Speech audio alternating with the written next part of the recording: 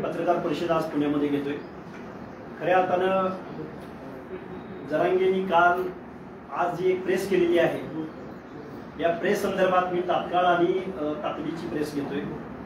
ज्या जालना जिल्ह्यामधल्या भोकरदन तालुक्यातल्या अनवा गावामध्ये ज्या मेंढपाळ तरुणावरती लोखंडी रॉड विस्तवात तापून त्याला जीवे मारण्याचा प्रयत्न केला, हे प्रकरण महाशिवरात्रीच्या दिवशी महादेवाचा भक्त असणारा, अल्पशिक्षित असणारा, एक शेतमजूर असणारा या तरुणाला जीवे मारण्याचा प्रयत्न ज्या गावगुंडांनी केला, ज्या उंबाटा उद्धव बाळासाहेब ठाकरे गटाच्या तालुका प्रमुखानं नवनाथ दौड पाटील आणि त्याचा बंधू, ज्यांची हिस्ट्री गुन्हेगारीची आहे, ज्यांच्यावरती 5 क्रिमिनल गुन्हे आहेत। मी एसपींना भेटलोय, मी तिथल्या डीवायएसपी पीआय या सगळ्या मंडळींना, पोलीस प्रशासनाला घेऊन त्या अनवा गावामध्ये गेलोय आणि या प्रकरणाचं स्टार्ट टू आजपर्यंत मी या प्रकरणामध्ये फॉलोअप घेतोय आणि काम करतोय।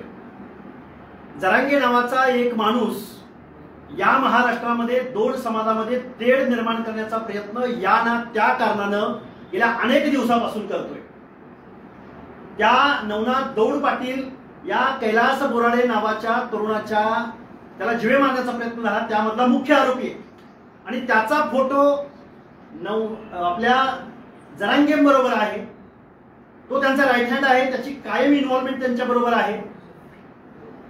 मग त्यांचा फोटो त्यांच्या बरोबर आहे म्हणून त्यांना आरोपी करा असं मी म्हणणार नाही, किंवा कैलास बोराडेचा गुन्हेगार त्याला त्या पद्धतीने जीवे मारण्याचा प्रयत्न करणारा आरोपी त्याचीही जात मी बोलणार नाही।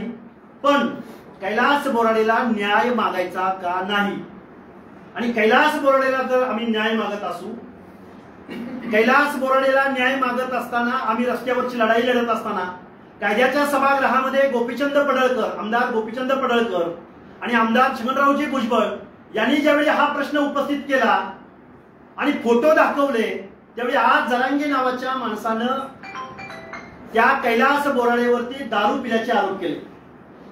तो महादेवाच्या नंदीला वेगळ्या पद्धतीनं अश्लील चाळे करतोय असे आरोप केलेले आहेत। आता माझा प्रश्न या महाराष्ट्रातल्या मीडिया समोर, महाराष्ट्रातल्या सगळ्या जनतेला आहे की फुल पॅन्टवर असणं आणि महाशिवरात्रीच्या दिवशी महादेवाची आराधना, एक अशिक्षित मजूर, एक गावातला भोळसर असणारा मजूर, ज्याला त्या कैलास बोराडेला महाकाल म्हटलं जातं, हे मंदिर आहे त्या अनवा गावातलं शेतामध्ये मंदिर आहे, त्याच्या घरापासून जवळ आहे आणि हा महादेव भक्त आहे आणि हा पॅन्ट वरती जाऊन त्या महादेवाची भक्ती करतोय।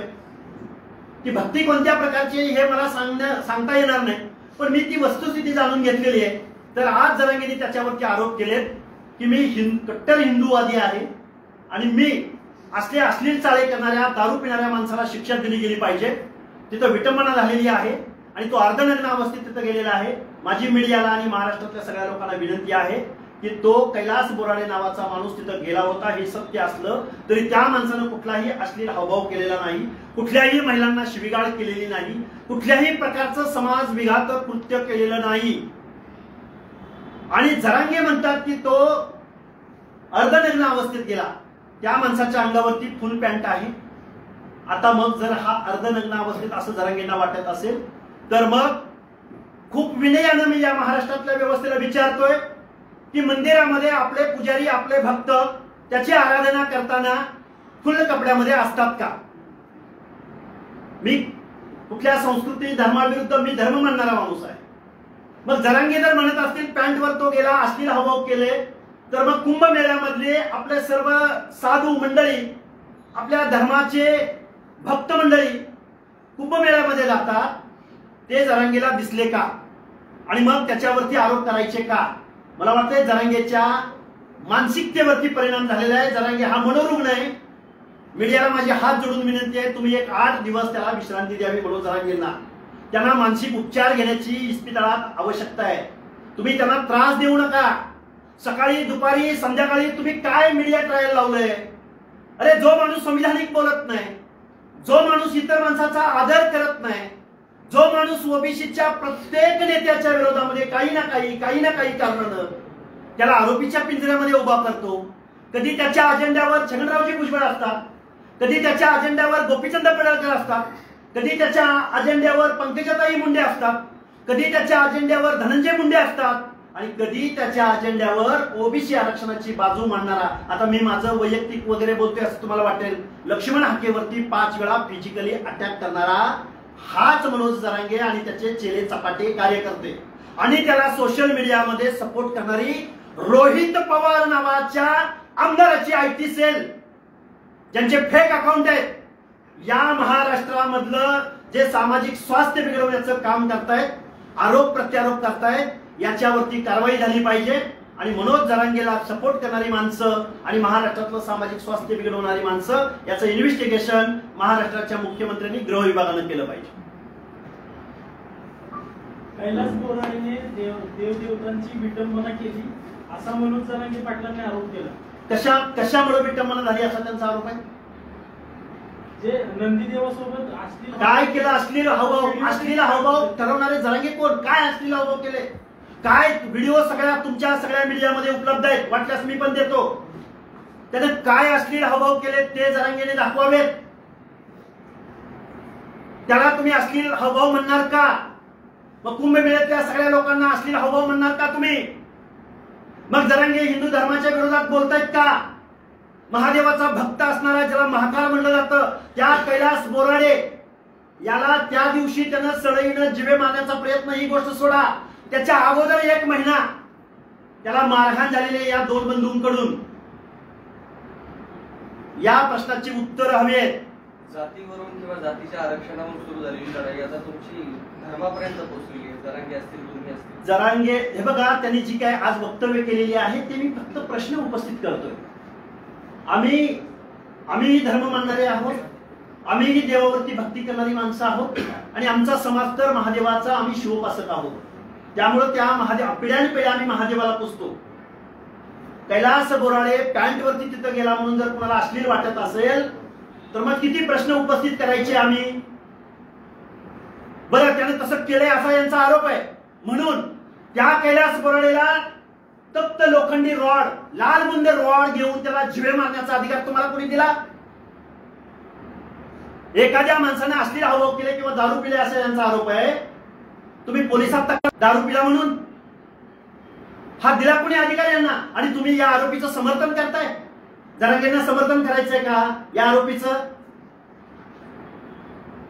कैलास बोराडे प्रकरणातील जे फोटो आहेत ते छगन भुजबळांनी, आता अधिवेशन चालू आहे ते दाखवलं, मात्र जरांगे पाटील म्हणतात की छगन भुजबळांनी या प्रकरणाला जातीय रंग देण्याचा प्रयत्न केलाय.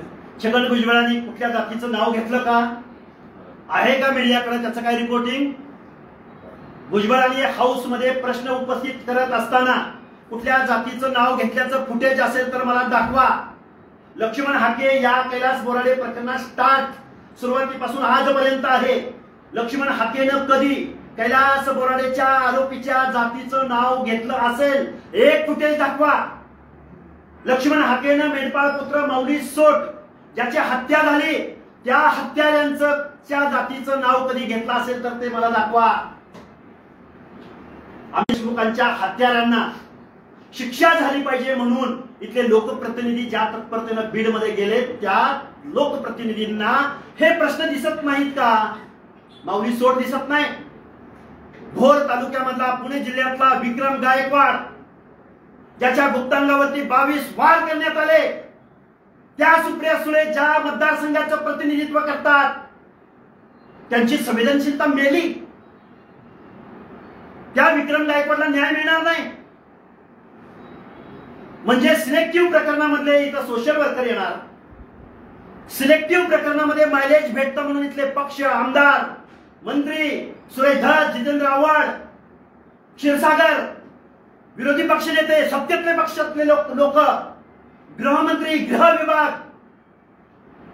एखाद्या प्रकरणामध्ये एखादा मोठा बळी, एखादा बकरा सापडतोय म्हणून एका प्रकरणाला एक न्याय आणि दुसऱ्या प्रकरणाला वेगळा न्याय. हा पुरोगामी महाराष्ट्र आहे? ही कोणती नीती आहे? आणि आम्हाला जातीवादी म्हणता. कैलास बोराडेचं प्रकरण तुम्ही लावून धरलंय, मात्र जरांगे पाटील म्हणतात की हे सगळं व्हिडिओ समोर आल्यानंतर आता मोका अंतर्गत कारवाई करा कैलास बोराडे. कुणावर? कैलास बोराडे. अच्छा, म्हणजे जोडलेलं आहे कुणाला मोका लावायचा आणि कुणाला आरोपी बनवायचं. मी एसपींची भेट घेतलेली आहे. त्या नवनाथ दौड पाटील नावाच्या माणसाची बॅक हिस्ट्री माझ्याकडे व्हिडिओ आहेत. कुऱ्हाडीनं मारामाऱ्या केलेल्याचे व्हिडिओ आहेत. अनेक ठिकाणी 5 त्याच्यावरती क्रिमिनल गुन्हे आहेत. त्या नवनाथ दौडला इथली व्यवस्था कधी अटक करणार हा आमचा सवाल आहे. तुम्ही गृह खात्याला दिलंय काय? गृह खात्याला निवेदन दिलंय. आम्ही एसपीला भेटलोय. तुम्ही आता म्हटलं की महायुतीतले घेतले जे काही नेते काही एखादं प्रकरण झालं की समोर येतात. आता तुम्ही म्हटलं होतं की महायुतीचं सरकार आमच्यामुळे आलं. हो, प्रश्नच नाही. मग आता तुम्ही राजकीय प्रश्न म्हणजे आम्ही एखाद्या पक्षाला निवडून देणं, निवडून दिल्यानंतर त्यांनी काम करायचं नाही, करायला पाहिजे. हाच माझाही सवाल आहे ना तुमच्या सरकार करत नाहीये. तोच तर माझा सवाल आहे. केलं पाहिजे म्हणतोय आम्ही. का करत नाहीत हाच प्रश्न विचारतोय ना. भेदभाव केला जातोय का? भेदभाव केला जातो निश्चित. कोणाचं तरी मंत्रीपद हुकलं म्हणून त्याला राजकारण करायचं असतं. त्या लोकांना ही प्रकरणं दिसत नाहीत. पण ज्या मुख्यमंत्र्यांना तुम्ही निवडून दिलं, ज्या पक्षाला निवडून दिलं, ते पक्ष आमचा वापर म्हणण्यापेक्षा आमचा तो डिसिजन आहे. आम्हाला कुणी सांगण्यापेक्षा आम्ही कुणाला निवडून द्यायचं हा आम्ही डिसिजन घेतलेला आहे. आम्हाला दगडापेक्षा वीट मऊ. ज्या महाविकास आघाडीच्या लोकांनी जरांगे पाटलांना पत्र दिले, मराठवाड्यातल्या निवडून आलेल्या खासदारांनी लेखी आश्वासनं दिली, बेकायदा मागण्यांना आणि ओबीसी मधून आरक्षण देण्याला पाठिंबा ज्या महाविकास आघाडीनं दिला त्यांना घरात बसवणं ही आमची प्रायोरिटी होती. या प्रकरणी काय आव्हान आहे? या प्रकरणी मुख्यमंत्र्यांना आमचं आव्हान आहे, कैलास बोराडेच्या हत्यारांना मकोका सारखा. पण हे दाखले गेल्या 5 वर्षापासून सुरुवात झालेली. आता आदेश कोणाचा होता? एकनाथ शिंदेचा होता का कोणाचा होता? एकनाथ शिंदेचा आहे. त्यांनी तर समिती नेमली. आम्ही कुठे नाही म्हणतोय. आम्ही कुठेही एकनाथ शिंदेचा हे केलेला नाही, बचाव केलेला नाही. उलट आम्ही एकनाथ शिंदेना मी प्रचंड वेळा अलिगेशन केलेलं आहे की तुम्ही एखाद्या भटक्या विमुक्त जाती जमातीच्या माणसाला ज्यावेळी जातीचा दाखला काढायला 6 महिन्याची प्रोसेस राबवता, त्याला हेलपाटे घालायला लावता आणि तुम्ही शासनाच्या प्रोटेक्शन मध्ये कुणब्याचे दाखले वाटता, हा अधिकार महाराष्ट्राच्या मुख्यमंत्री बांधवांनी जो प्रश्न उपस्थित केलाय त्या प्रश्नावर तुम्ही वेळोवेळी माझ्या बाईट दिलेले आहेत, वेळोवेळी प्रश्न उपस्थित केलेला आहे. मुख्यमंत्री मग का दुर्लक्ष करतात? तुम्ही मुख्यमंत्र्यांनाच आमची विनंती आहे. तुमचे नेते बनवणारे तर त्यांच्या सोबत फिरतात ना तिथं. आम्ही त्यांचं नाव घेतलंय ना. आम्ही मुख्यमंत्र्यांना सपोर्ट केला याचा अर्थ आम्ही मुख्यमंत्र्यांना एक्सक्यूज करतोय असं अजिबात असायचं कारण नाही. उलट तुम्ही जो प्रश्न उपस्थित केलाय त्याच्याशी मी सहमत आहे की महाराष्ट्राच्या मुख्यमंत्र्यांनी 12-13 करोड जनतेच्या, मग एससी असेल, एसटी असेल, ओबीसी असेल, व्हीजेएनटी असेल, प्रत्येकाच्या हक्क आणि अधिकाराचं उत्तरदायित्व महाराष्ट्राच्या मुख्यमंत्र्यावर आहे. एका प्रकरणाला वेगळा न्याय आणि इतर प्रकरणांना वेगळा न्याय असं जर चालणार असेल तर